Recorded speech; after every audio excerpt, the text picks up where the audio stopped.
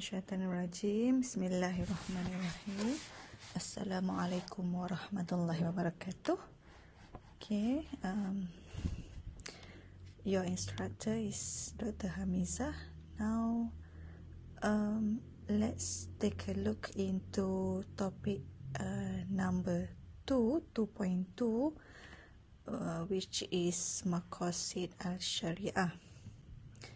After learning this note, it is hoped that the students can understand the concept of Maqasid al-Syariah more clearly and in depth, and the students are able to explain the relevance of Maqasid al-Syariah in the aspects of Islamic finance. Alright, so for introduction, Maqasid al-Syariah is one of many important pillars for better improvement of the financial system, apart from Syariah rules and also the regulator. So this Maqasid al-Syariah, or in English terms we can call it as the purpose of Islamic law, is the most comprehensive instrument to enhance the contemporary Islamic finance and banking today. However, understanding the concept of Maqasid al-Syariah and its underlying principles is very important before we can apply it in the current business scenario. So, you might wonder what actually Maqasid al-Syariah is all about. Okay, so take a look. The term Maqasid al-Syariah is a combination of two words. The first word is Maqasid and the second word is Syariah. So Maqasid, which is derived from the root word Maqsud, means the place of intention, the purpose or intention, while Syariah is everything that has been prescribed by Allah from the beliefs and also the deeds. So when we combine these two terms, Maqasid al-Syariah means the purpose, result or goal required by Syariah through the provision of its laws. So generally, the purpose or goal behind the provision is jalabul masalih wa daf'ul mafasid wa izalatul mudarrah, achieving the good, rejecting the bad, and eliminating the harm. Imam Ibn Qayyim formulated in giving a definition and explaining the Maqasid al-Syariah as a change in law that applies based on changes in time and changes in place. So this is done to preserve the Maqasid behind Islamic law for the good of mankind. So what is prescribed by Allah contains wisdom, and for the good of mankind in this world and the hereafter. So according to Imam Al-Ghazali, Maqasid al-Syariah is the goal to Syariah, to protect the religion, to protect our life, to protect our intellect, to protect our lineage and the property.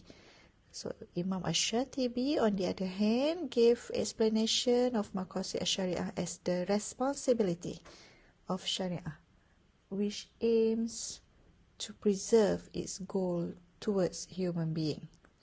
In other words, the objective set by Islamic law in prescribing the law is for the good of human beings, and it aims to remove human beings from the circle of lust to obey the commands and prohibitions of Allah subhanahu wa ta'ala. So there are three divisions of Maqasid al-Syariah, three main divisions of Maqasid al-Syariah. Number one is Daruriyat, necessities. Number two is Hajiyat, will. And number three, Tahsiniyat, perfection. And there are five main things or Darurah al-Khamsah which are included in the preservation of the benefits of human life. Number one, Hifzu ad-Din, the preservation of religion. Number two, Hifzu an-Nafs, related to life. Number three, Hifzul al-Aqal, preservation of intellect. Number four, Hifzu an-Nasal, descent, and the property is hifzu al-mal. So here is the illustration about the division of Maqasid Syariah. So number one is daruriyat. Daruriyat is a thing that must exist, compulsory. It is mandatory to exist to establish maslahah of religion and worldly matters. It means a basic need that must be possessed by human beings. If it is lost, or if this daruriyat is being neglected, it will result in hardship, whether worldly or ukhrawi, whether in this dunya or in the hereafter. So this maslahah is related to religion and also related to the worldliness. For example, matter related to religion, the signs of fardu ain, to fulfill the obligation, it is daruri. It is compulsory for each and every Muslim. And regarding the worldliness, related to food, drink, clothing, shelter. So everyone need food, everyone need water, everyone need shelter. It is something that must exist. So its absence will cause the world's problem not to be in the stable state, even cause damage and destroy life, or in other words, the loss of security and enjoyment of the world and religion, leading to enormous losses. Daruriyat is the basic thing of our needs without which we cannot live. And the second stage is hajiyat. Al-hajiyat means the need for things that bring relief and are able to eliminate difficulties and hardship, masyaqqah. So things that human beings need or desire for the convenience of their life or work. It is not necessity, but hajiyat make our life easier. Convenience. The fulfillment of the maslahah of hajiyah aims to avoid hardship to human life, either from a religious or worldly point of view. So in the aspect of religion, for example, the obligatory signs of kifayah. It is not mandatory for each Muslim. Okay, so worldliness, like nutritious food. As compared to daruriyat, we just need food and water to sustain our life. But hajiyat, we have nutritious food, good for health, clean and good clothes, comfortable shelter. When the aspiration of the matters of hajiyat, it will lead the individual or society to difficulty, even if it does not reach a very, very difficult level, such as daruriyat level, which can be destructive. So this involves the question of specific acts of worship, such as funeral prayers. But from that, it is also involve customs, daily muamalat affairs, and also criminal matters. And the third one is tahsiniyat. At-tahsiniyat means taking the things that are right through the virtues and avoiding the things that are despised by the rational mind. The need for the perfection of human life. It is something that human beings want to live, a perfect life.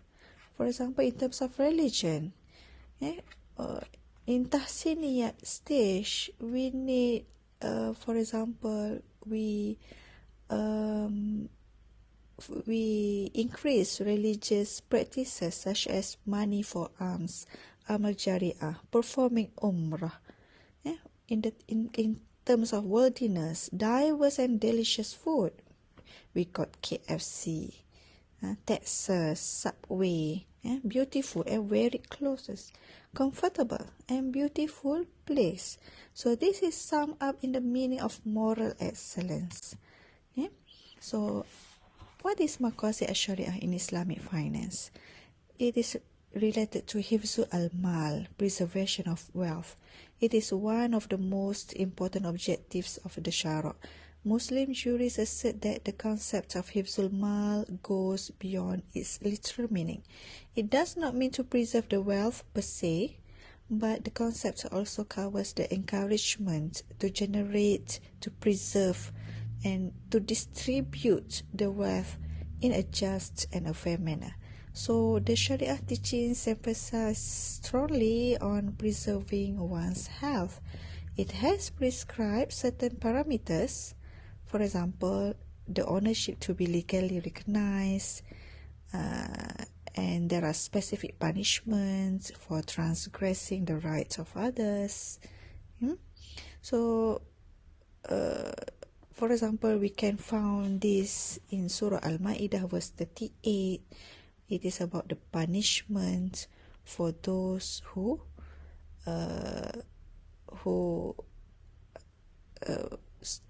stealing, the thief, the male and the female, amputate their hands in recompense for what they committed as a deterrent punishment from Allah.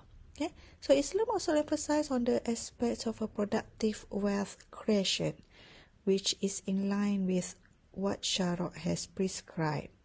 For example, you can read from Surah Al-Baqarah verse 275, as well as in Surah Al-Jumu'ah verse 10.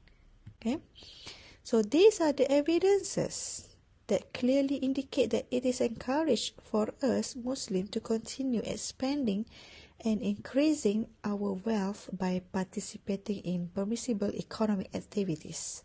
For example, engaging in lawful sale transactions for the needs without transgressing the rights of other people. Okay, nowadays there are plenty of opportunities for one to engage in permissible business activities. Okay? So we avoid any riba, any forbidden activity relating to business transaction. Okay? So as a conclusion, the Islamic financial system, which is currently encapsulated in the form of Islamic banking and takaful industry, is in line with the objective of Sharia, preservation of property or al-mal. So this reality can be observed not only in the offered financing products, but also in other products and services offered as like investment accounts, unit trusts, takaful products. So despite being new to the banking industry, Islamic banking and takaful industry is forecasted to continue thriving and improving while consistently upholding the Maqasid Syariah, which or objectives of Sharia. Okay, that's all. Hope the students get something. That's all. Thank you. Wallahu alam.